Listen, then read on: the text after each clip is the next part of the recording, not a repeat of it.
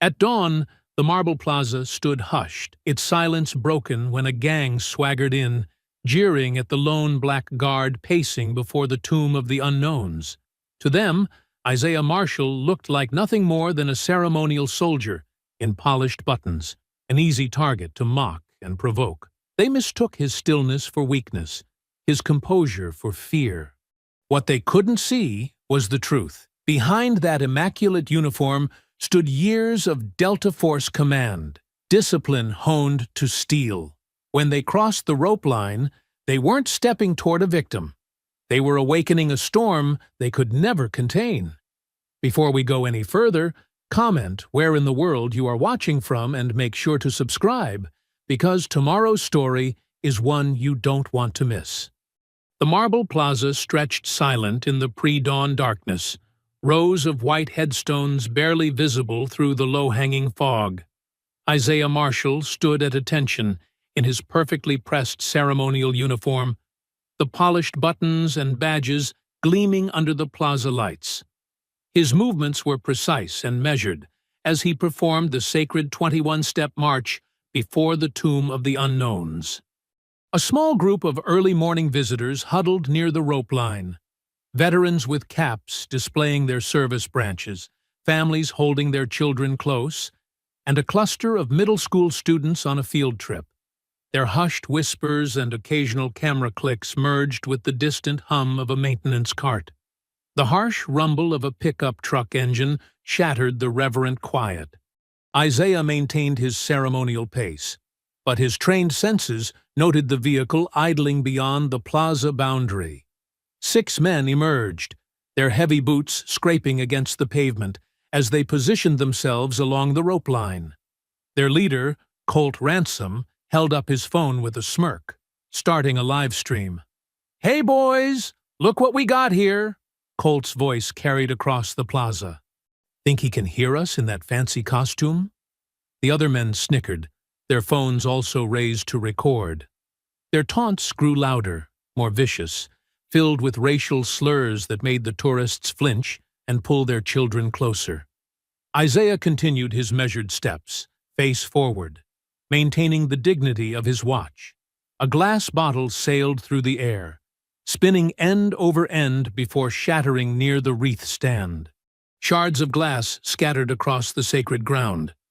The tourists gasped. Several children started crying. Isaiah stopped his march, turning with precise military bearing to face the group. His voice carried clearly across the plaza, deep and controlled. "This is hallowed ground. Stay behind the rope line and show proper respect, or you will be removed." Colt's laugh was ugly. He ducked under the rope, his crew following his lead. "Or what, soldier boy?" He made a show of looking around. "Don't see no backup here." Isaiah shifted his stance subtly, feet narrowing their position, breathing becoming measured and controlled, hands relaxing open at his sides. To the untrained eye, he appeared unchanged in his ceremonial bearing, but his body was now coiled and ready, years of Delta Force training humming beneath the surface. 2 of the men moved to flank him on either side, following Colt's quick hand signals. The first grabbed for Isaiah's sleeve, meaty fingers reaching for the pristine uniform. Isaiah moved with fluid grace, catching the man's wrist and peeling it back in one smooth motion. He followed through with a shoulder pin, controlling the attacker's momentum and guiding him face down onto the marble with careful precision to avoid head injury. The second man charged forward with a roar. Isaiah pivoted, using the attacker's own momentum to slam him into the guardrail. The impact knocked the wind from the man's lungs. The rail served as a barrier, ensuring the tomb remained protected from the violence. A metallic click announced the third attacker extending a collapsible baton. The man swung it in a wide arc, but Isaiah was already moving. He stepped inside the strike zone, protecting himself with a raised elbow while simultaneously capturing the man's forearm. With precise control, he redirected the baton's momentum, causing it to crack against the attacker's own thigh. A quick twist stripped the weapon from numbed fingers. Phones recorded from every angle as tourists captured the scene. The veterans in the crowd stood rigid, faces hard with anger at this desecration. Through it all, Isaiah maintained his position, always keeping his body between the attackers and the tomb he was sworn to guard. "Make him swing first!" Colt shouted to his remaining men, trying to provoke Isaiah into throwing a punch. "Get him to lose control." But Isaiah remained precisely controlled, each defensive move calculated to neutralize rather than harm. His face stayed impassive, betraying no emotion as he protected the sacred ground. Movement caught his eye. One of Colt's toadies had circled wide, pulling a knife from his pocket. The blade snicked open, gleaming as the man lunged toward the memorial wreath. Isaiah stepped off the guard mat in one fluid motion, turning to intercept the attack. His left hand shot out to catch the knife wrist, while his right foot hooked behind the attacker's ankle, ready to take him down. Isaiah's grip remained vice-like on the knife-wielder's wrist, muscles tensing as he executed the next move with surgical precision. In one fluid motion, he rotated the captured arm into a figure-4 lock, his thumb pressing firmly against the blade's spine to prevent any slashing motion. The attacker's eyes widened in shock as Isaiah's knee drove into his hip, forcing him to buckle. The knife clattered harmlessly to the marble floor. A shadow loomed from the right, another attacker charging like a bull. Isaiah dropped low, years of training taking over as he grabbed the man's belt and shirt. Using the attacker's own momentum, he executed a perfect hip throw. The man sailed through the air, landing hard on the steps. Isaiah's control was evident even in the takedown, carefully positioning the impact to keep the attacker's head from cracking against the marble edge. Colt stepped forward, bouncing on the balls of his feet with the cocky stance of an MMA fighter. His eyes locked onto Isaiah, studying, calculating. He threw 2 quick feints, testing Isaiah's reactions. Isaiah read the rhythm like a book. The feints were setups for the overhand right that followed. Instead of backing away, Isaiah stepped in close.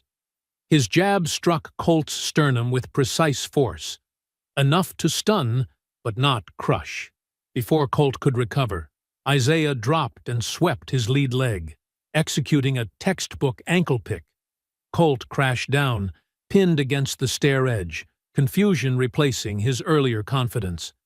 "What the—" Colt's words cut off in a grunt of surprise. 2 more attackers rushed in from different angles. Isaiah's footwork was masterful, almost dance-like, as he maneuvered them into each other's path. The borrowed baton became an extension of his arm, not as a weapon, but as a precise tool for leverage. He trapped one man's arm, using the baton to direct him into his companion. When one attacker managed to break free and lunge, Isaiah's forearm found his throat with calculated pressure. Not enough to crush, but sufficient to trigger the body's natural response. The man stumbled back, coughing and gasping. Throughout the fight, Isaiah's attention never fully left the tomb. His eyes darted regularly to check the memorial wreath, ensuring it remained untouched and upright. Each defensive move was positioned to maintain that protective barrier between the violence and the sacred ground he guarded.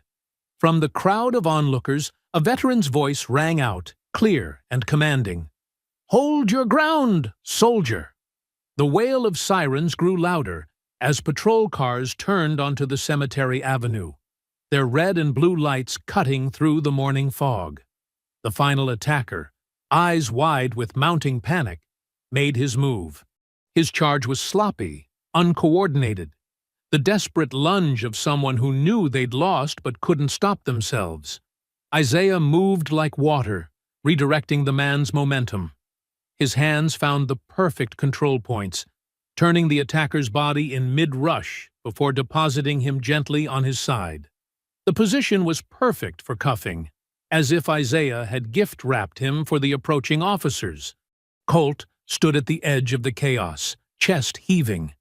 His confident smile had become a mask, stretched thin over growing fear. Sweat beaded on his forehead despite the cool morning air. The first patrol car to reach the scene carried Sergeant Elena Cruz. She emerged with her hand near her holster, quickly scanning the scene. The scattered attackers in various states of submission, the untouched tomb, and Isaiah standing calmly at the center of it all, hands now open and still at his sides. Cruz moved closer, her experienced eyes taking in every detail. She spoke quietly, meant for Isaiah's ears alone. "That was Delta?" Isaiah remained silent, his posture perfect, hands relaxed but ready. But Colt, standing close enough to hear, caught the word Delta. The color drained from his face as recognition hit. He knew exactly what that level of training meant, what kind of operator he'd foolishly challenged. Emergency medical technicians arrived moments later, moving efficiently to separate and treat the injured. They loaded the attackers into ambulances, checking for concussions and broken bones. One of the crew members, already cuffed to his gurney, caught Isaiah's attention as they prepared to close the doors.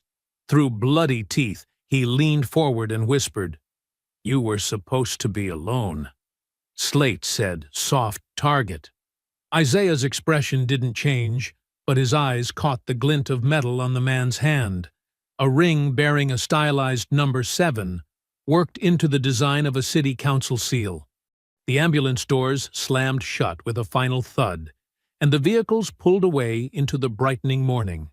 The cemetery administration building hummed with tense energy as morning light filtered through tall windows. Isaiah sat in a straight-backed chair, his ceremonial uniform showing signs of the dawn's conflict. Scuff marks on the sleeves, a small tear near the collar. His white gloves lay neatly on the table before him, pristine despite everything. The door opened, and Eloise Marshall entered with purpose, her church hat still perfectly positioned despite her hurried arrival. Behind her came Hank Doyle, his Vietnam veteran's cap pulled low, jaw set in a determined line. Relief washed over Isaiah's face at the sight of them. "Baby, are you hurt?" Eloise's hands went straight to Isaiah's shoulders, checking him over with grandmother's precision. "I'm fine, Gran," Isaiah assured her, his voice steady. "Just some bruises." Hank poured coffee from a nearby pot, passing cups around. "Saw it coming down Columbia Avenue. Whole neighborhood's talking." Sergeant Cruz worked the room methodically, her notebook open as she collected statements from the tourist group. A young mother with a phone clutched to her chest approached eagerly. "I got it all," she said, "from the moment they started yelling. Clear video." "Me too," added an elderly veteran, tapping his tablet. "Navy, retired. Know what harassment looks like. Got the bottle throw and everything after." Cruz nodded, professional but pleased. "We'll need copies of all footage. Chain of custody forms here." The cemetery director, a tall man in a pressed suit, cleared his throat. "Guard Marshal, we appreciate your containing the disturbance without any desecration of sacred ground." His words were carefully measured, institutional caution evident in every syllable. A flat-screen TV mounted on the wall carried the local morning news. The anchor's voice was respectfully subdued. "In breaking news, a ceremonial guard at the Tomb of the Unknowns successfully defended the memorial from what witnesses describe as an organized attack. Sources say no damage occurred to any monuments." Naya Patel arrived with her characteristic energy, press badge swinging from her neck. She carried a tablet and a small equipment bag, her dark hair pulled back in a practical ponytail. "Mr. Marshall? Naya Patel, Independent Press. Would you be willing to go on record? I'd like to mirror the raw footage, with faces blurred for privacy." Isaiah studied her for a moment. "You'll protect civilian identities?" "Absolutely. And coordinate with any witnesses who want to speak." This needs to be documented properly. Isaiah nodded his agreement, noting how she immediately began organizing contact information from willing tourists, her movements efficient and purposeful.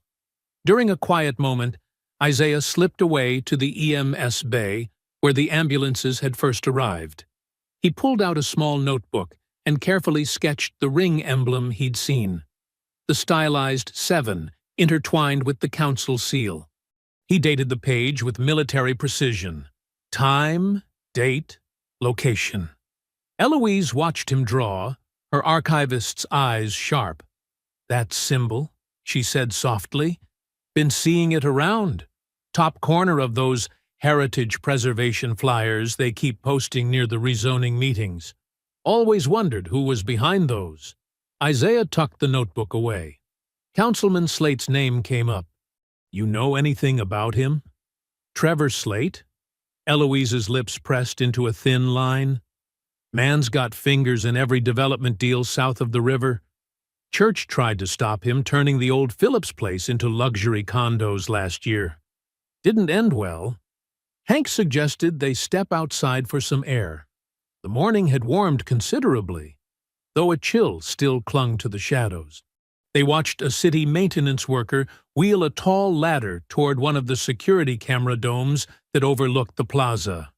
"Running diagnostics," the tech called out cheerfully as he passed. Isaiah's gaze followed the man, focusing on the camera's dark lens. He'd noticed those cameras during countless watches, their quiet presence part of the tomb's constant guardianship. "This stays honest if the cameras stay honest," Hank remarked, his voice carrying the weight of experience. Isaiah nodded silently, watching the maintenance worker position his ladder beneath the dome. Around them, the cemetery had returned to its usual morning routine. Grounds crew tending to the endless rows of white stones, early visitors walking the paths with reverent steps, flags stirring gently in the breeze. Isaiah's kitchen filled with the comforting aroma of Eloise's vegetable soup as late afternoon sun slanted through the windows. The familiar sounds of chopping and stirring provided a stark contrast to the morning's violence. Isaiah sat at his small kitchen table, phone in hand, while Naya's text messages arrived in quick succession. "Got the upload points ready?" one message read. "Send any footage you have. We'll build the timeline, piece by piece." The local news played quietly on a small TV mounted under the cabinets. The anchor's tone had shifted since morning, becoming more hesitant. Developing story from this morning's incident at the National Cemetery. Eloise stirred the soup, her movements practiced and sure. "Your daddy's recipe," she said. "Always said good soup helps clear the mind." Isaiah's phone buzzed again. This time, it wasn't Naya. "Gran," he called, voice tight. "Look at this." A new video was spreading rapidly across social media. The footage showed the plaza, but something was wrong. The initial bottle throw was gone. The gang crossing the rope line erased. Instead, the clip opened with Isaiah stepping off the mat, hands already reaching for what the caption called "Peaceful Heritage Advocates." "That's not how it happened," Eloise said, wiping her hands on her apron. "We all saw the truth this morning, but the truth was drowning." Comments flooded in, each more vicious than the last. "Violent guard attacks citizens." "Unhinged assault on sacred ground." "Disgrace to the uniform." Isaiah's phone kept buzzing. "Naya. They're using bot networks. Coordinated attack. Working to trace IPs." The TV anchor's voice cut through their conversation. "Breaking news. District Attorney James Morton has announced preliminary assault charges against tomb guard Isaiah Marshall, citing what he calls troubling aggressive conduct captured on video today. Eloise turned up the volume as Morton appeared on screen, standing at a podium. "After reviewing disturbing footage, my office is pursuing appropriate legal action." The sanctity of our memorials must be protected from all threats. Morton? Eloise scoffed. Same man I saw at Trevor Slate's Christmas gala last year, laughing like old friends. Isaiah's email pinged. Official cemetery letterhead. Notice of immediate suspension. The carefully worded message cited neutrality protocols and pending investigation requirements. Naya was fighting back online. Isaiah watched her thread unfold. Witness statements, time-stamped photos showing the bottle's trajectory, demands for the cemetery's security footage. But each post disappeared under an avalanche of coordinated replies, calling her fake news, and worse. They're trying to bury the truth, Isaiah said quietly, standing to pace the small kitchen. Not just what happened, why it happened. Eloise turned down the soup and moved to the window, watching the street. 2 news vans had already parked across the way. Remember what your granddaddy used to say about lies? She asked. They run sprints. Truth runs marathons. The doorbell rang. Isaiah checked the security camera he'd installed last year, a uniformed courier with a clipboard. In the living room, under the old family photos, he signed for the certified letter. The suspension notice was crisp, official, cold. Administrative hearing scheduled for 0900 hours, 2 days hence.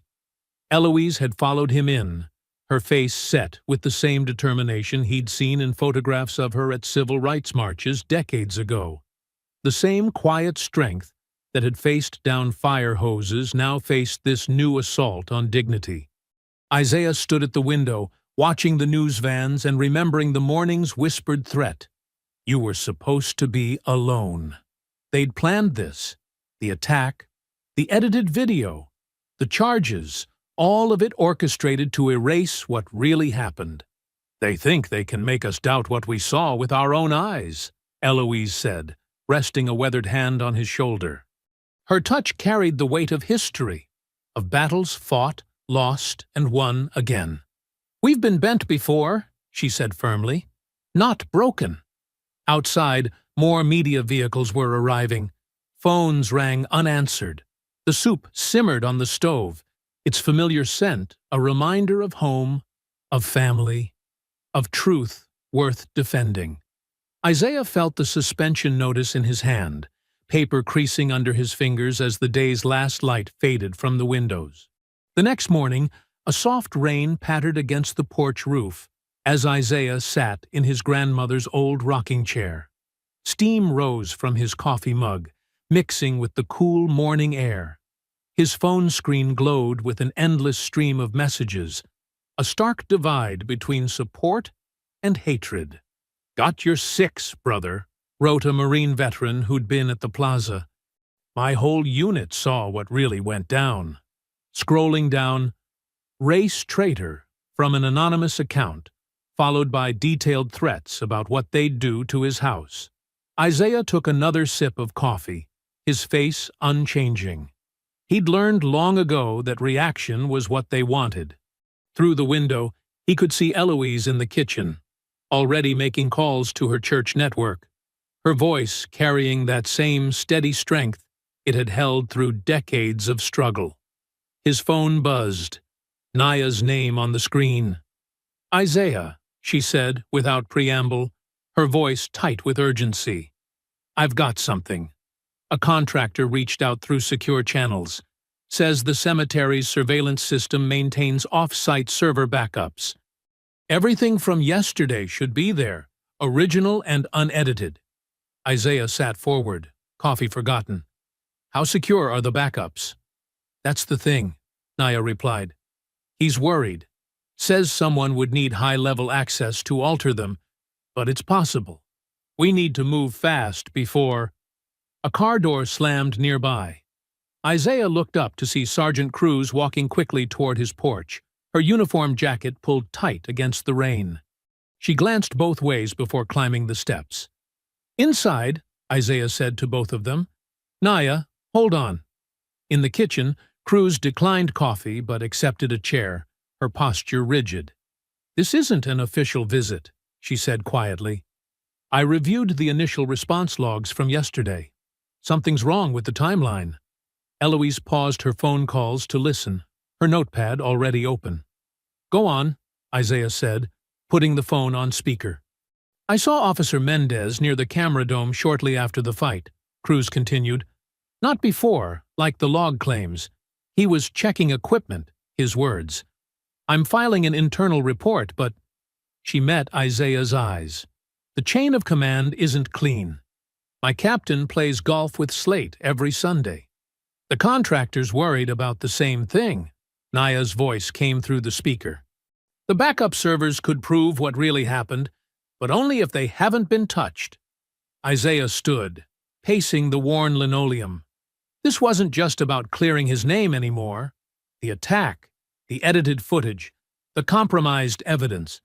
It painted a larger picture. A network of corruption reaching from street thugs to City Hall. Heavy footsteps on the porch announced Hank's arrival. He shook rain from his jacket, face set with determination. Called every vet I know who was there, he reported. 7 willing to sign statements, more coming forward. We'll need them, Isaiah said. But we need more. This goes deeper than just yesterday. Eloise closed her church directory and opened a different notebook. This one older, its pages yellow with age. These people, she said, they recycle their tricks. Same names, same patterns. She started pulling files from her archive boxes. Land deeds showing mysterious transfers. Heritage flyers from every development push. Maps marked with red lines from 30 years ago, when Trevor Slate's daddy was running things. Isaiah grabbed a legal pad from the counter drawer. At the top, he drew 3 columns: proof, pressure, protection. Under proof, he listed server backups, witness statements, Grand's archives. Under pressure, media exposure, internal affairs, veteran support. Under protection, camera installation, community watch, legal counsel. The rain drummed harder outside as they gathered around the table. Cruz checked her watch. She'd need to report for shift soon. Naya was still on speaker, taking rapid notes. Hank studied the old maps Eloise had spread out, his finger tracing patterns of displacement and development. At the top of the page, above the columns, Isaiah wrote a name in clear block letters. Trevor Slate. The pencil pressed hard enough to leave an impression on the pages below. He thinks he can bury this, Isaiah said, looking at each face around the table. Like his father buried the truth about those developments. Like they've always buried their tracks. Not this time, Eloise said firmly, placing another stack of documents on the table. This time, we dig. The rain continued its steady rhythm on the roof as they began to plan, the kitchen table becoming a war room of sorts. Coffee grew cold in forgotten cups. Phones buzzed with more messages, threats and support mixing together. Unread for now. They had work to do. Late morning sunlight filtered through the lace curtains of Eloise's dining room, now transformed into a makeshift command center. The polished oak table disappeared beneath stacks of manila folders, while banker boxes lined the walls like soldiers standing guard. A flatbed scanner hummed steadily in the corner, digitizing decades of carefully preserved documents. Eloise moved with purpose between the boxes, her fingers dancing across labeled tabs with the precision of a master librarian. History doesn't disappear, she said, pulling out a weathered leather ledger. It just gets filed away, waiting for the right moment. Isaiah leaned over the table as his grandmother opened the ledger to a page marked with a faded yellow tab. The neat columns of numbers and names, written in precise handwriting, told a story that made his jaw tighten. Look here, Eloise pointed to entries from 1988. The Downtown Renewal Committee made monthly payments to something called the Heritage Security Association.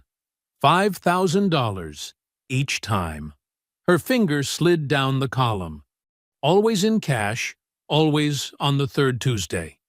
Naya, who had set up her laptop and mobile broadcasting equipment at the end of the table, leaned in for a closer look. The same pattern we're seeing now with the old Glory Cruise funding? Exactly the same, Eloise confirmed. She reached into another file and pulled out a black and white photograph, its edges worn but the image still sharp. And here's Trevor Slate's father, Benjamin, during the Madison Street protests. The photograph showed a younger version of the same polished arrogance Isaiah had seen in Trevor, a man in an expensive suit, watching with satisfaction as uniformed men broke through a line of peaceful protesters. The date stamp read April 1989. "I took this picture myself," Eloise said quietly, "right before they knocked the camera out of my hands." Naya's fingers flew across her keyboard, setting up a live stream interface. "We're going live in 5 minutes," she announced. "I'm calling it Who Killed the Cameras? We'll start with what we know about yesterday and work backward through this pattern." Her phone buzzed with notifications as her regular viewers began joining the pre-stream chat. "My audience is mostly older folks, aunties and uncles who remember these times. They're good at connecting dots and sending tips." Hank entered through the side door, shaking his head. "Just got off the phone with Mike Stevens. He was EMT on scene yesterday. Retired now." He lowered himself into a chair. "He saw something interesting. One of the patrol officers was messing with a panel under the camera dome after everything went down. Says he'll testify if he gets a subpoena, but he's worried about his pension." Isaiah's phone vibrated with a text from Cruz. "Heads up. Chief's meeting with IT now. Expect them to claim technical difficulties led to lost footage." "They're moving fast," Isaiah muttered, showing the message to the others. He picked up his phone and dialed the union office, stepping into the hallway for the call. "Yes, this is Isaiah Marshall. I need representation for tomorrow's hearing." "Yes, I'll hold." Naya's live stream began, her voice clear and professional. "Good morning, everyone. We're investigating a disturbing pattern of surveillance manipulation and coordinated disinformation here in our city. If you were at the National Cemetery yesterday morning, or if you have any information about similar incidents..." Comments started flowing in immediately. Eloise watched the screen with satisfaction as several longtime residents mentioned remembering the Madison Street protests. Isaiah returned from his call, notepad in hand. "Union rep will be there. I've got signed statements from 12 tourists so far." He looked at his watch. "Naya, what time are the interviews?" 2 o'clock, she replied between commentary to her viewers. "I've got 5 witnesses confirmed, including a retired military chaplain who caught everything on his phone." Hank stood up, adjusting his jacket. "You ready to head downtown? Might as well make them squirm a little before tomorrow's hearing." Isaiah nodded, gathering the most relevant documents into a folder. He paused to squeeze his grandmother's shoulder. "Thank you, Gran, for keeping all of this. Just remember," she said, patting his hand, "when they try to bury the truth, that's when you know you're digging in the right place." The scanner beeped, finishing another batch of documents. Naya's live stream continued building momentum, comments and tips flowing in steadily. Eloise turned back to her boxes, methodically building their case one piece of paper at a time. Isaiah checked his phone one last time. 11:45 a.m. "Let's go," he said to Hank, sliding into his jacket. "City Hall's going to be busy today." The marble floors of City Hall's lobby echoed with footsteps and murmured conversations. Afternoon sunlight streamed through tall windows, casting long shadows across the space where reporters huddled in loose groups, checking phones and comparing notes. Isaiah and Hank stood near a pillar, watching the entrance. "There," Hank muttered, nodding toward the glass doors. Councilman Trevor Slate strode in, perfectly pressed suit catching the light. His son Evan trailed behind him, radiating entitled confidence. They were surrounded by staff clutching tablets and papers. Isaiah stepped forward, his voice carrying clearly across the lobby. "Councilman Slate." The press turned as one, cameras lifting. Slate paused, arranging his features into a practiced smile. "Yes? Do you condemn the attack at the Tomb of the Unknowns yesterday morning?" Isaiah kept his tone measured, professional. Slate adjusted his tie, a gesture that bought him 2 seconds to consider. "These are sensitive times," he began, his voice smooth as oil. "We must all work to maintain civility and order." An elderly veteran in the crowd called out, "That's not an answer." "What we need," Slate continued, raising his voice slightly, "is calm on all sides. Let's not inflame tensions unnecessarily." The lobby erupted in angry mutters. A Gold Star mother near the front said loudly, "Calm on all sides. They attacked sacred ground." Isaiah's eyes caught a glint of metal on Evan's hand, a ring with a stylized 7 set in a council seal, identical to the one he'd seen on the attacker in the ambulance. Evan noticed his gaze and smirked, deliberately adjusting his cuff to display the ring more prominently. "So you won't condemn it?" Isaiah pressed, keeping his anger in check.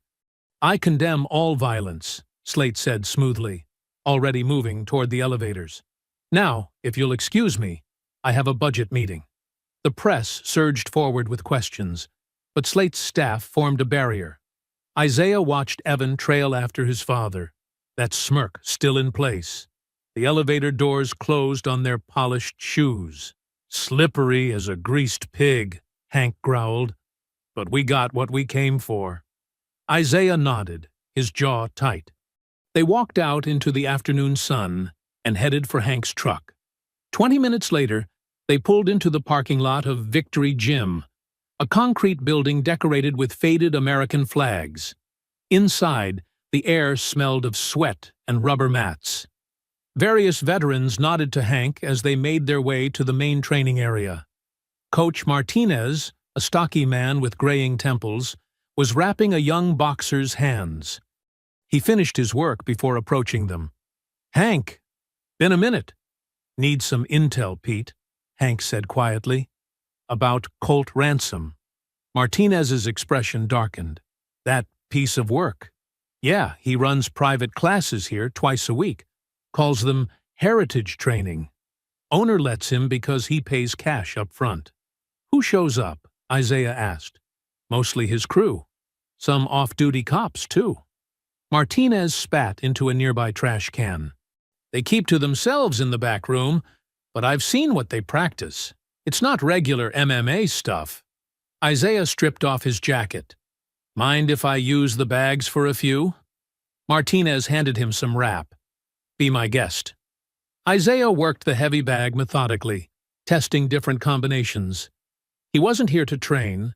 He was reconstructing Colt's fighting style from memory, breaking down the patterns he'd seen. After 15 minutes, he stopped, certainty settling in his gut. Some of Colt's moves had been too precise, too similar to close-quarters combat techniques taught to specialized units. The gang leader had been exposed to military-style training somewhere. "Martinez," Isaiah called. "Those cops who train with Colt, any of them work with joint task forces?" The coach nodded slowly. "Couple of them." "Why?" "Just confirming a theory." Isaiah unwrapped his hands, mind racing through implications. This wasn't just street-level violence. Someone had given Colt access to tactical knowledge. His phone buzzed as he was putting his jacket back on. A text from Naya. "Got a lead on cemetery security backups. Contractor willing to talk tonight. Says files stored off-site." "Time to go," Isaiah said to Hank. The afternoon light was starting to fade outside the gym's grimy windows. They had a few hours before meeting Naya's contact, and every piece of the puzzle was starting to matter more. The drizzle made dark patterns on the brick walls behind Naya's newsroom. Sodium lights cast weak yellow pools in the gathering evening gloom. Isaiah and Hank stepped out the back door after giving Naya their witness list. Good people willing to speak truth against power. The sound came first, an engine revving too loud for the narrow space. Headlights suddenly blazed at the alley's end, and a pickup truck screeched sideways, blocking their exit. "This isn't good," Hank muttered, his hand moving to his coat pocket. 4 men spilled from the truck bed with practiced coordination. Isaiah recognized their leader immediately. Colt Ransom, moving with the fluid confidence of a trained fighter. No weapons visible yet, but the intent was clear in their stance. "No cameras now," Colt called out, his voice echoing off the wet brick. "Just us, having a friendly chat." Isaiah stepped forward, drawing attention away from Hank. He kept his hands loose at his sides, ready. The drizzle beaded on his jacket as he measured distances, angles, escape routes. The alley was tight, maybe 12 feet wide. Advantage, limited flanking options. Disadvantage, nowhere to retreat. The first attacker rushed in low, trying to take Isaiah's legs. Isaiah pivoted smoothly, redirecting the man's momentum. The attacker's shoulder crunched against the corner of a metal dumpster. He crumpled, gasping. A second man came in high, swinging wild. Isaiah parried with his elbow, deflecting force away from his center line.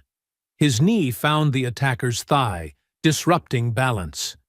A precise forearm strike to the chest sent the man stumbling backward. Behind him, Isaiah heard the distinctive snap of Hank's collapsible baton extending. The older veteran moved with economy, no wasted motion. When a third attacker tried circling to Isaiah's right, Hank's baton cracked across knuckles, reaching for a hold. The man yelped, grip broken before it could set. "Watch that side," Hank growled, his Vietnam-honed instincts still sharp. Colt prowled forward, testing range with quick kicks to Isaiah's calf. Professional moves, meant to deaden the muscle. Isaiah checked the kicks with his shin, noting the technique. He countered with a straight strike to Colt's shoulder, enough force to sting, not enough to break. Isaiah changed levels, appearing to shoot for Colt's legs. The gang leader sprawled expertly, hips heavy, proving his training. His uppercut sliced through the space where Isaiah's head had been a moment before, catching him on the lip. Blood mixed with rain. 2 light touches, then commit hard. Isaiah read Colt's rhythm like a book. When the pattern came again, Isaiah disrupted it. A feint toward the eyes made Colt flinch high. The leg reap came low and fast, threatening to sweep his base away. That's when Isaiah heard it, the change in Colt's breathing, the sharp intake, the controlled exhale. A pattern Isaiah knew intimately from his Delta Force days.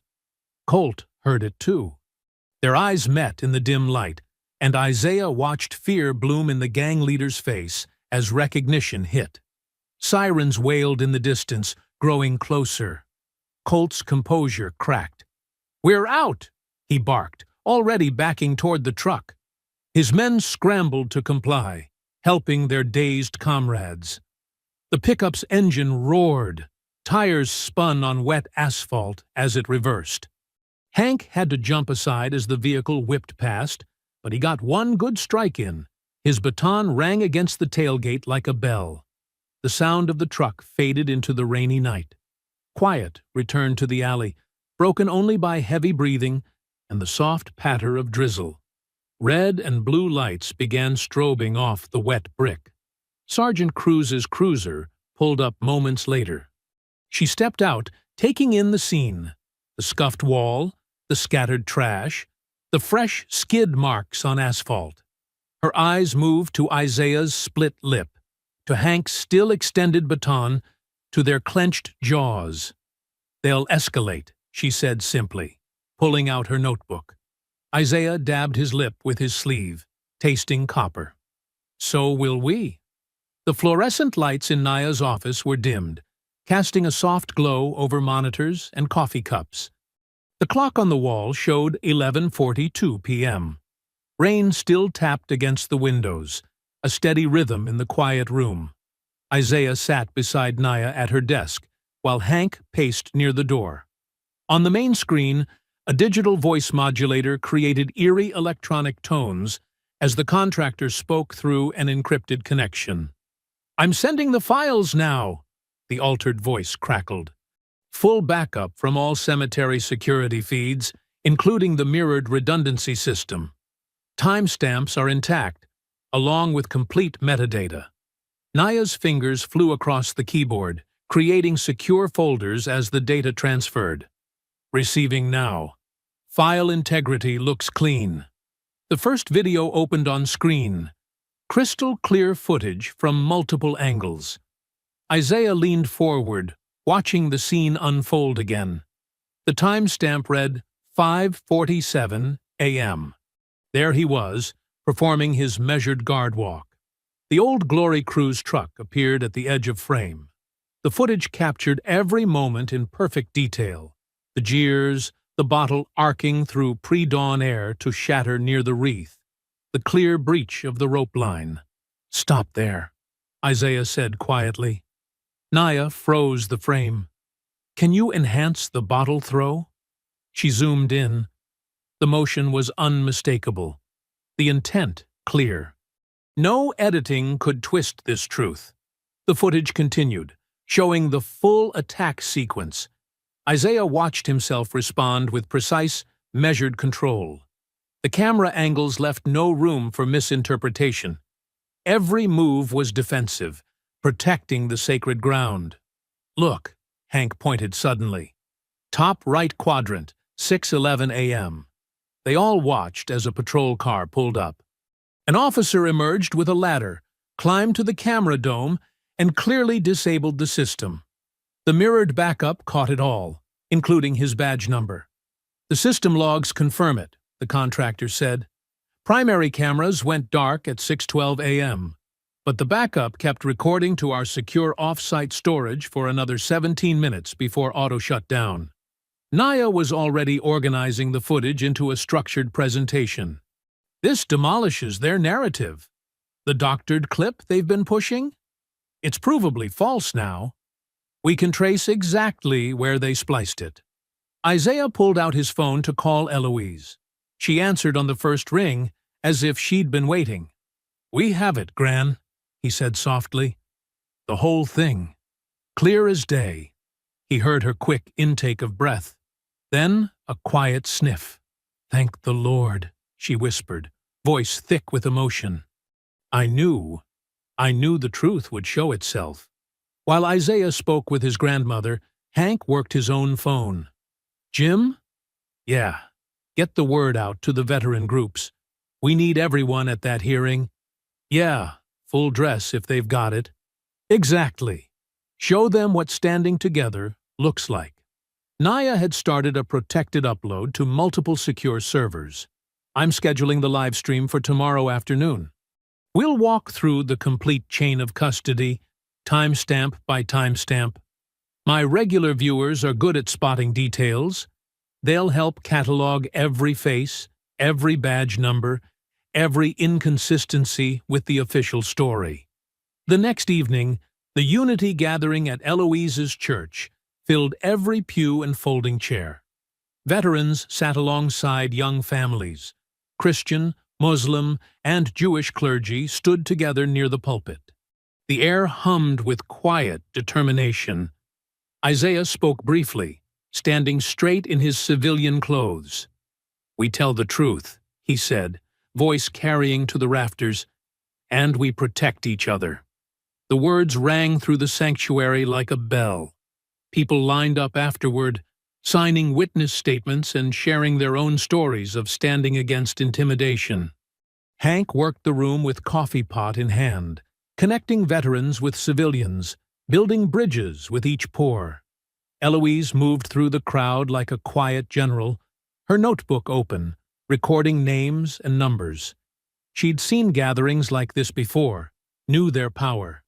Every signature was ammunition against lies. The fellowship hall gradually emptied as the evening wound down. Chairs scraped across the floor as volunteers stacked them against walls. The coffee urns gurgled their last drops. Isaiah stepped outside into the cool night air, followed by Eloise and Hank. They stood together on the church steps, looking out at the city skyline glowing against low clouds. Traffic moved in steady streams below, and distant sirens Dopplered past. A weight had lifted. For the first time since the attack, Isaiah felt his face relax into a genuine smile. The truth was secured now, backed up and witnessed. They had what they needed. The morning sun cast long shadows across Isaiah's front steps as he picked up the newspaper. The bold headline hit him like a physical blow. Footage disputed. Judge considers gag order. His phone buzzed. Naya calling. Isaiah. Her voice was tight with anger. The contractor.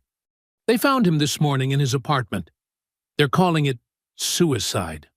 Isaiah's grip tightened on the phone. The one who gave us the backups? Yes. But something's wrong. He had lunch plans today with his sister. Sent her a text last night about meeting at their usual place. Who makes lunch plans if they're planning to… She stopped, collecting herself. I'm looking into inconsistencies.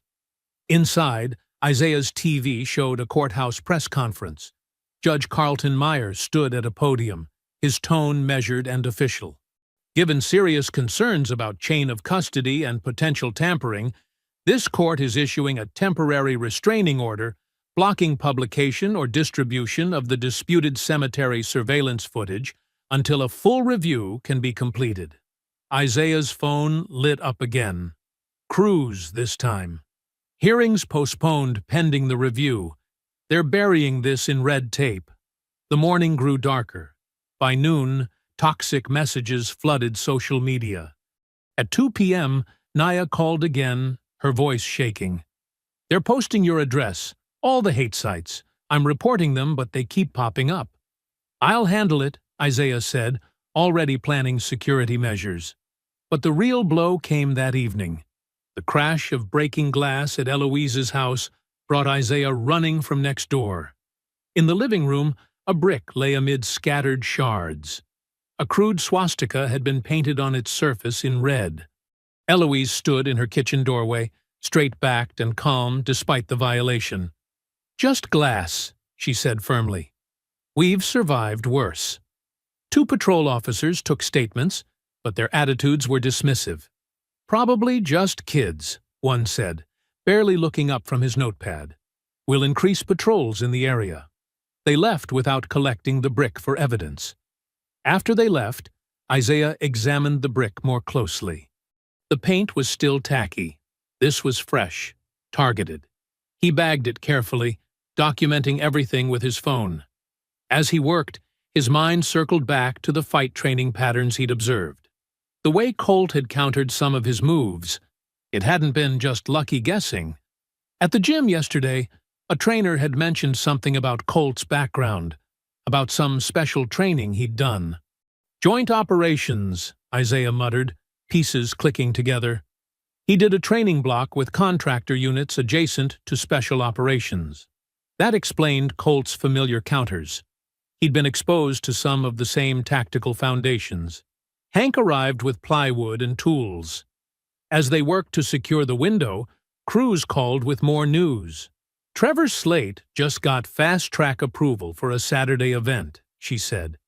They're calling it a heritage rally, a vigil for victims of cemetery violence. Her disgust was clear. It's a trap, Isaiah. Word is they're planning something to provoke a reaction. They want you to lose control on camera. 2 days, Isaiah said. They're moving fast. Be careful, Cruz warned. This feels coordinated. The night deepened as Isaiah and Hank finished boarding up the window. Eloise made coffee, her movements in the kitchen deliberately normal, refusing to be cowed. Isaiah stood looking at his reflection in a remaining pane of glass. The streetlight caught his face at an angle, highlighting the determination in his eyes. The past week had been all reaction, responding to their attacks, defending against their lies. That had to change. No more reacting, he said to his reflection. He pulled out his phone and dialed Hank first, then Naya on conference. We take this to them tomorrow, he said when they were connected. No more waiting for the next hit. "I'm ready," Naya replied.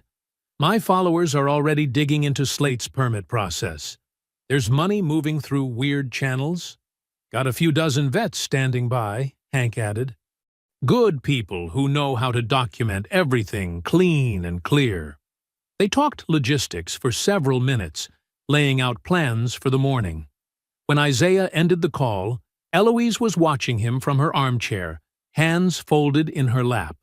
"Remember what I taught you about receipts," she said quietly. "Everything leaves a trail, even lies." Isaiah nodded, his jaw set.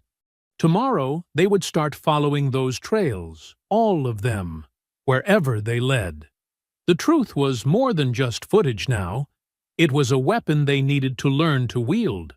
Morning light filtered through Eloise's lace curtains, casting delicate patterns across the dining room table, now buried under maps, documents, and laptops. The room smelled of fresh coffee and printer ink. Isaiah stood studying a warehouse floor plan, while Naya's tablet chimed with incoming tips from her followers. "Look at this," Naya said, turning her screen. Property records show the warehouse at 1879 River Street was leased 6 months ago to Heritage Preservation Associates. Same day Slate's passee made a donation to them for cultural outreach. Hank snorted from his chair, where he was checking radio frequencies.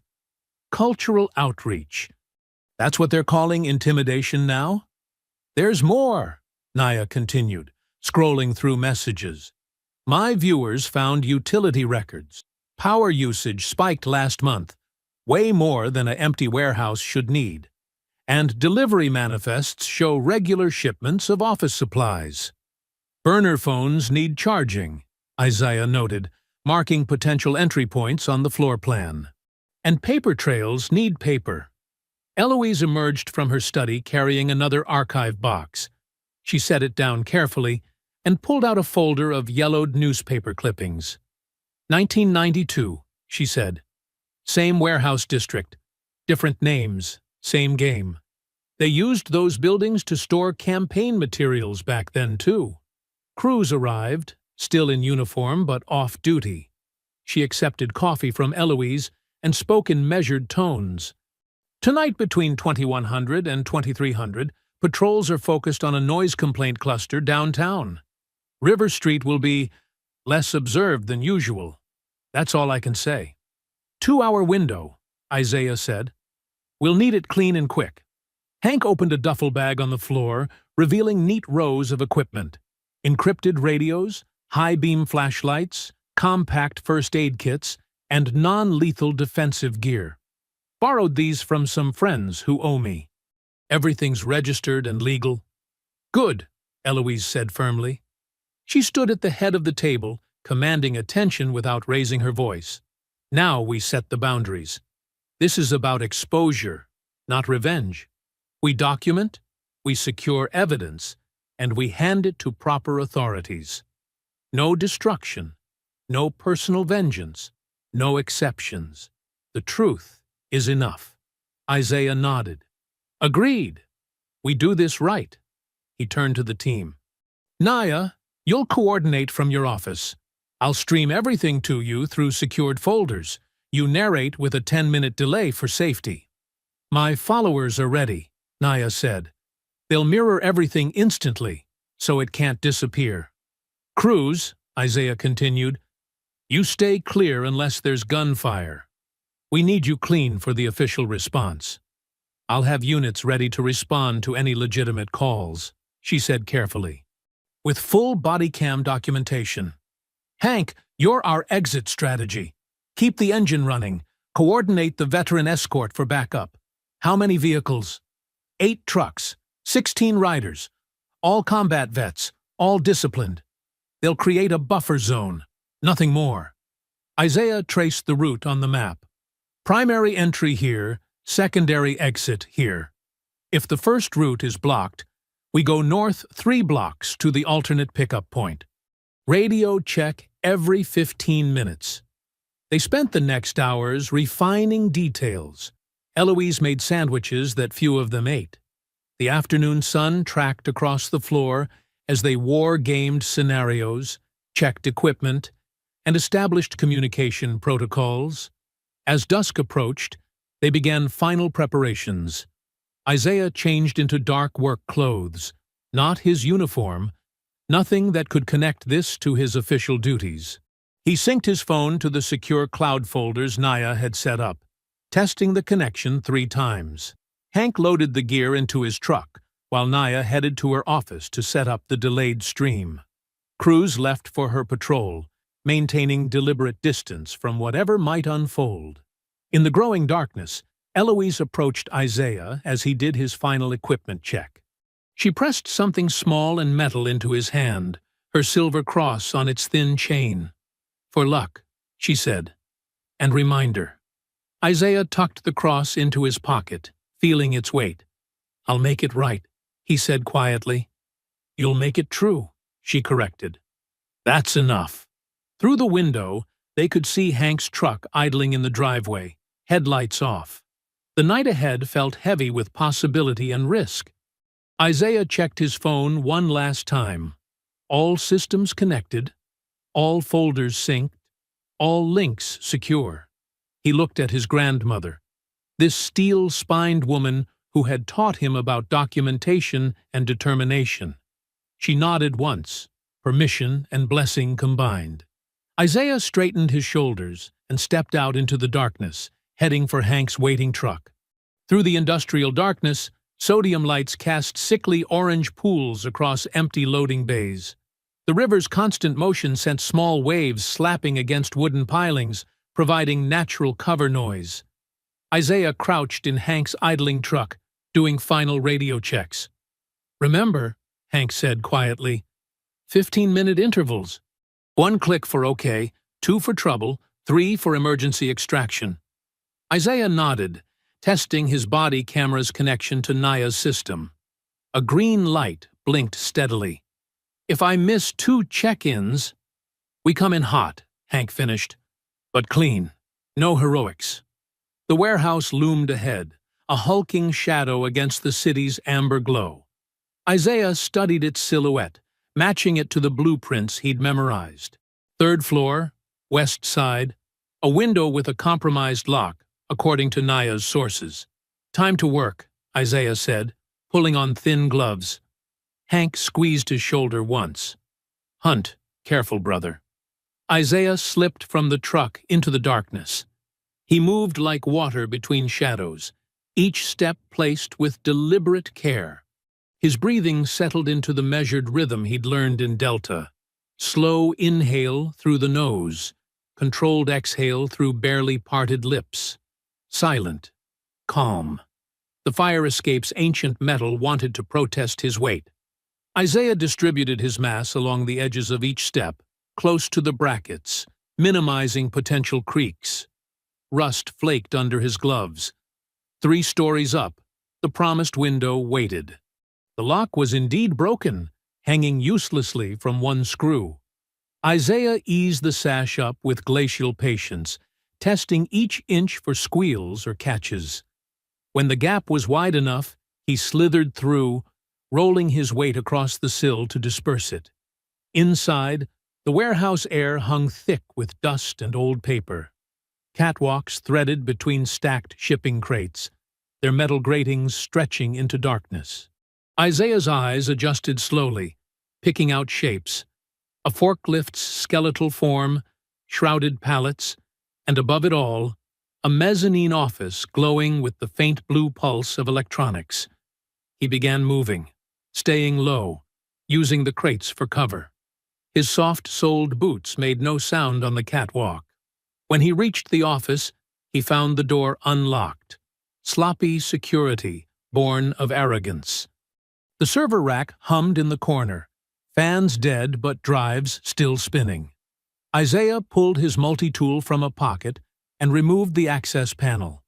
The problem was obvious: a disconnected power cable to the cooling system. He bridged the connection, and the fans whispered to life. "Beginning documentation," he sub-vocalized for his camera feed. "Warehouse at 1879 River Street, 22:47 hours. His fingers moved quickly, connecting a slim USB bridge between the servers and his encrypted phone. Directory structures populated his screen, innocently named folders that couldn't quite hide their contents. Accessing folder, Community Outreach 2023, he narrated. Contains subfolders for payment records, coded as volunteer stipends. Recipients include known members of the Old Glory crew. He worked methodically through the files, keeping his voice steady and factual. Passy ledger showing transfers to Heritage Preservation Associates, countersigned by Trevor Slate. Equipment requisitions for the cemetery rally, approved by Evan Slate. Rental agreement for portable stages and sound systems. A spreadsheet caught his eye. Cemetery Rally Provocation Budget, XLSX. Opening file timestamp 2023-09-15, he continued. Line items include crowd management specialists, medical contingency, and media response package. The evidence was damning in its bureaucratic precision. Every transaction, every approval, every connection, all documented with the banal thoroughness of people who never expected to be caught. He was halfway through copying a folder of permit applications when the first footstep echoed from below. Isaiah's hands never faltered. The copy process continued as he killed his light and eased behind a stack of archive boxes. More footsteps. 3 sets, moving with confidence. A voice drifted up. Lights are still off, but something's different. Check the office, another answered. The drives weren't supposed to be running. Isaiah pressed deeper into his hiding spot, angling for a view of the door. His camera kept recording, its tiny LED now hidden against his chest. A figure appeared in the doorway, backlit by the sodium glow through the windows. Colt Ransom's profile was unmistakable. The fighter's stance, the calculated swagger. 2 more men flanked him, their shoulders tense with alertness. One moved to the server rack, checking connections. "Boss, the drives are online. Who booted them?"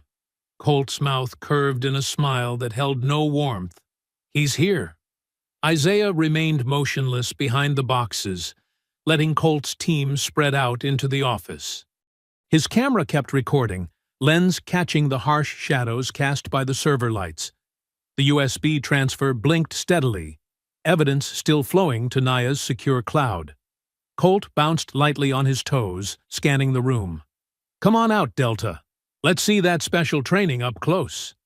Isaiah held his position, analyzing Colt's movement pattern. The fighter was favoring his left side slightly, remnant damage from their last encounter. His 2 lieutenants gripped makeshift weapons, a length of pipe, a heavy flashlight. "No?" Colt called. "Then we do this the hard way." He kicked over a filing cabinet with a thunderous crash. Isaiah used the noise to slide to a new position, but his boots scuffed slightly on the metal grating. Colt's head snapped toward the sound. "There you are." Isaiah rose smoothly, hands open at chest level. "You're on camera, Colt." "Everything's streaming." "Perfect," Colt grinned. "They can watch me take down the mighty tomb guard." He began circling, throwing probing leg kicks that sliced the air between them. Isaiah recognized the rhythm from their previous fight. 2 light strikes setting up a power shot. He offered a slight wince when a kick brushed his calf, letting his shoulder dip as if favoring that side. Colt took the bait, launching forward with a combination. Isaiah met the rush in a clinch, absorbing Colt's short uppercuts against his forearms. When Colt tried to dirty box from the inside, Isaiah broke the clinch with a controlled headbutt to the nose, not enough to shatter, just enough to stun. His knee snapped up into Colt's thigh, deadening the muscle. Using the bigger man's momentum, Isaiah shoved him sideways into a coiled chain hanging from a nearby hook. Colt stumbled, cursing. A lieutenant charged in, swinging the pipe. Isaiah moved inside the arc, forearm deflecting the strike, while his other hand caught the attacker's wrist. A quick rolling motion sent the pipe clattering across the floor. The man threw a wild punch. Isaiah ducked and guided him face first into a crate. He spotted a cargo strap dangling from a ceiling hook. When the second lieutenant rushed him, Isaiah sidestepped, grabbed the strap, and looped it around the man's neck in one fluid motion. He applied pressure, careful, measured, until he felt the fight drain away. Before unconsciousness hit, Isaiah released his hold, letting the man slump to his knees. Colt had recovered, circling again, but with more caution now. He changed angles, landing a sharp kick to Isaiah's calf that sent needles of pain up his leg. Isaiah shifted his weight, adapted his footwork. He altered his timing, explosive three-step advance, then a pause, breaking Colt's ability to predict. The change in cadence worked. Colt overcommitted to a right cross, leaving himself exposed. Isaiah caught the arm, used Colt's forward momentum for an arm drag takedown. They hit the floor hard, Isaiah maintaining top position with his knee pressed into Colt's triceps. He kept his hands open beside Colt's head, making sure the camera caught his restraint. "It's over," Isaiah said quietly. "Get off him." The shout came from the mezzanine. Evan Slate stood at the railing, pistol trained on Isaiah's back. "I said get—" A dark shape burst through the side door. Hank, moving with veteran speed. His baton whipped out in a precise arc, cracking against Evan's wrist. The gun spun away into the shadows. "Police! Hands where I can see them!" Sergeant Cruz appeared behind Hank, weapon drawn. She kicked the fallen pistol clear, then moved with practiced efficiency to secure Evan in cuffs. The lieutenants, still dazed, were next. Isaiah turned his body camera toward the office wall. Row after row of printed documents stood revealed. Bank statements, emails, permit applications. The cemetery rally budget spreadsheet hung centerpiece, its incriminating line items clearly visible. Stage setup, $12,000. Security overtime, $8,500. Inciting content creation, $15,000. Through his earpiece, he could hear Naya's voice narrating each revelation to her viewers. Routing number matches previous payments to known Old Glory crew members. Email chain shows Trevor Slate personally approving the content strategy for what they're calling the confrontation phase. Beneath him, Colt made one last attempt to buck free. Isaiah calmly re-established control, keeping his breathing steady and measured.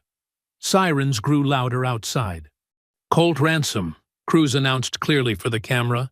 "You're under arrest for conspiracy, assault, and violation of federal hate crime statutes." She moved to Evan. "Evan Slate, you're under arrest for conspiracy, attempted assault with a deadly weapon." Isaiah stood slowly, hands raised to shoulder level, making his compliance obvious to both the approaching officers and Naya's audience. His camera caught everything: the evidence wall, the fallen weapons, the controlled aftermath of necessary force, the warehouse filled with flashlights and radio chatter as tactical teams secured the scene.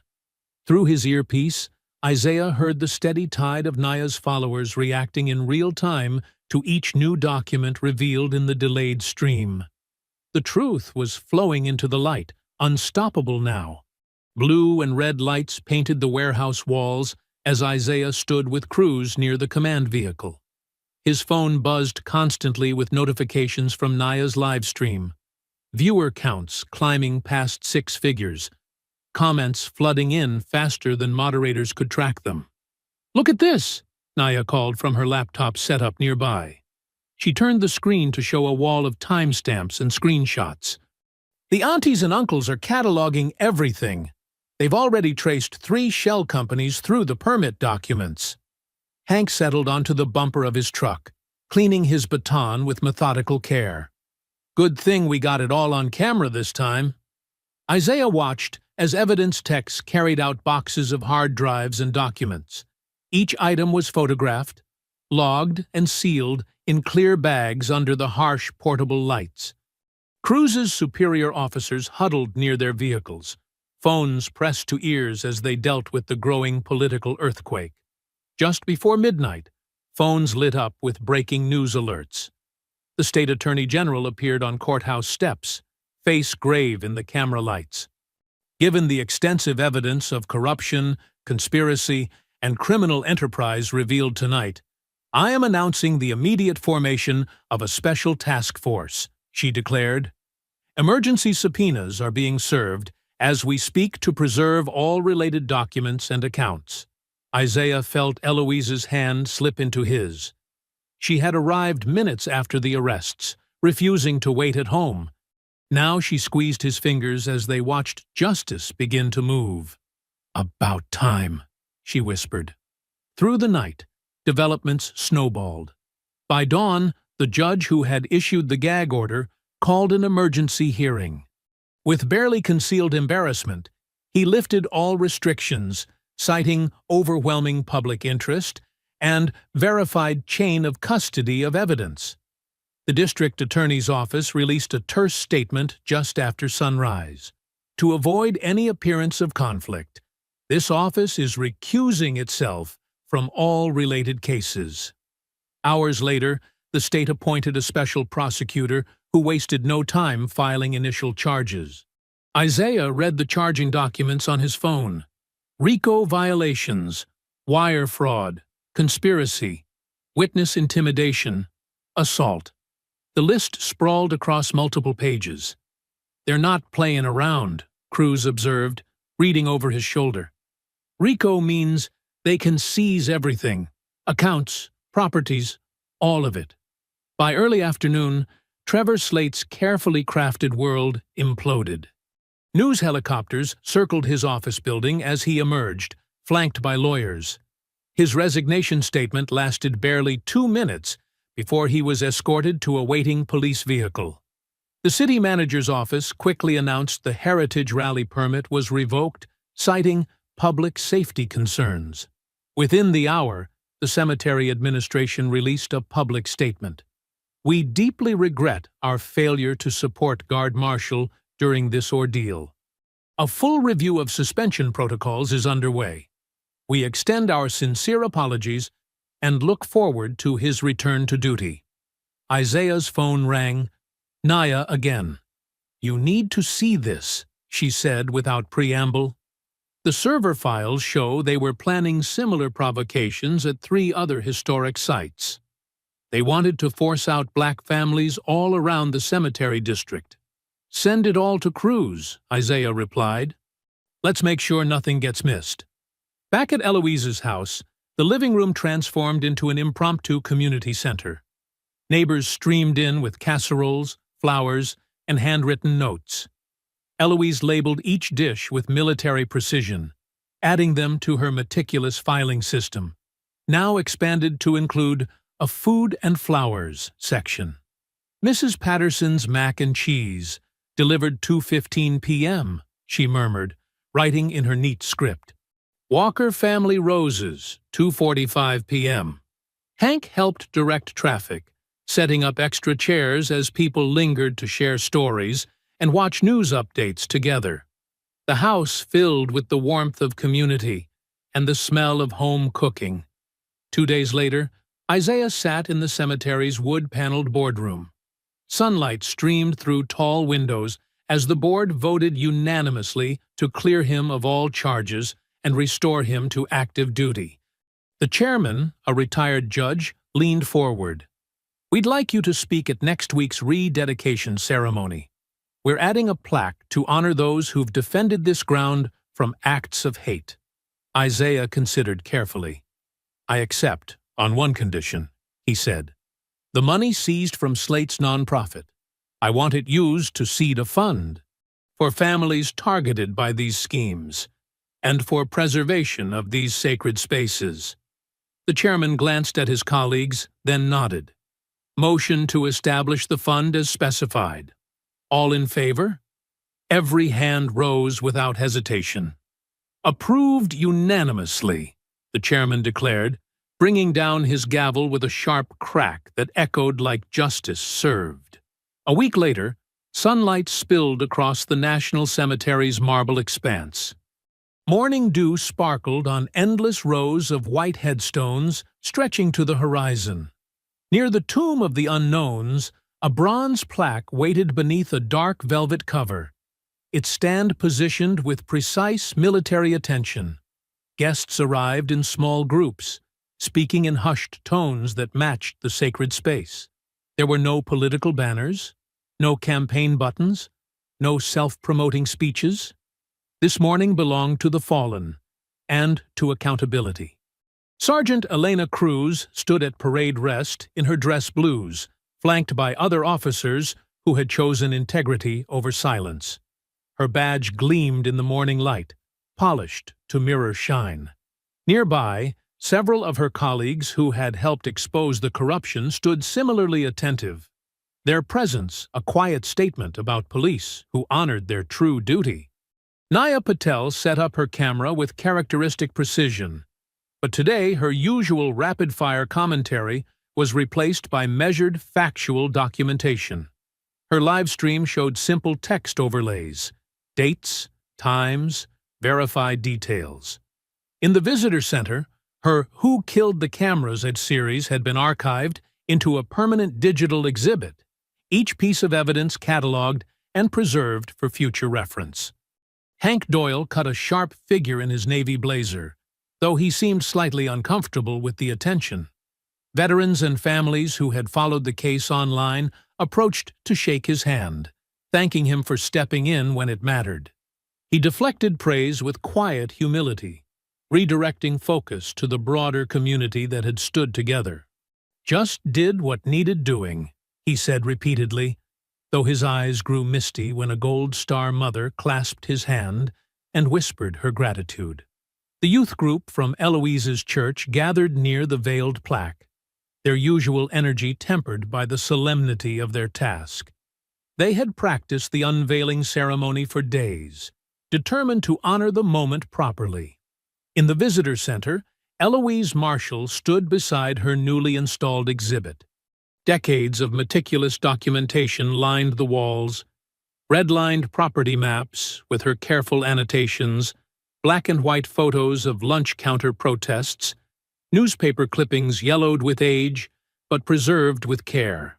The ledger pages that had helped expose Slate's network were displayed under glass, her neat handwriting a testament to the power of keeping receipts.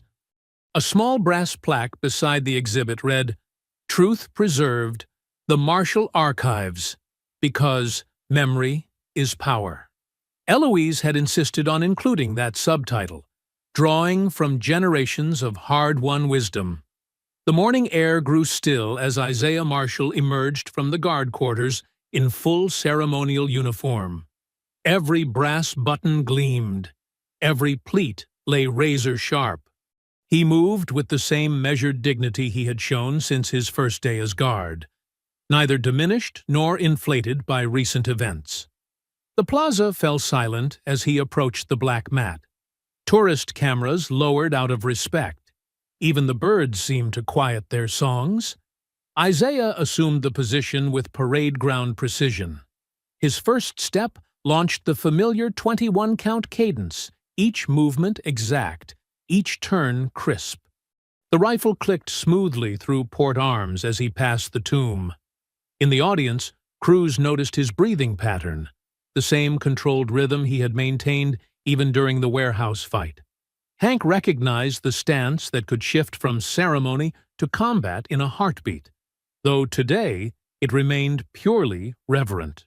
The youth group performed the unveiling with careful coordination, the velvet cover sliding away to reveal words cast in timeless bronze. To all who safeguarded this sanctified ground from hatred, in peace and restraint. Eloise stood especially straight as she read those words, her archival work now linked to this permanent marker. Naya's camera captured the moment without commentary, letting the simple truth of the inscription speak for itself. The restored security camera dome gleamed in the morning sun, its green status light blinking steadily. Recording, preserving, protecting. The system had been completely rebuilt, with multiple redundant backups and stricter access controls. Isaiah completed another circuit, reaching the end of the mat. He halted with precision, executed his turn, and faced the tomb. For a moment, the entire plaza held its breath. His eyes closed briefly, a heartbeat's pause in the ritual. When they opened again, they held the same quiet strength that had carried him through decades of service, from Delta Force to this sacred ground. The rifle shifted smoothly back to shoulder arms as he resumed his walk. No dramatic gestures, no triumphant flourishes, just the steady, vigilant pacing that had been his calling long before the attack, and would continue long after the courts finished their work. Each step rang clear on the marble, echoing the cadence that had never truly broken, even in combat. 21 steps, turn. 21 steps, protecting the fallen while justice proceeded in courtrooms across the city. I hope you enjoyed that story. Please share it with your friends and subscribe so that you do not miss out on the next one. In the meantime, I have handpicked 2 stories for you that I think you will enjoy. Have a great day.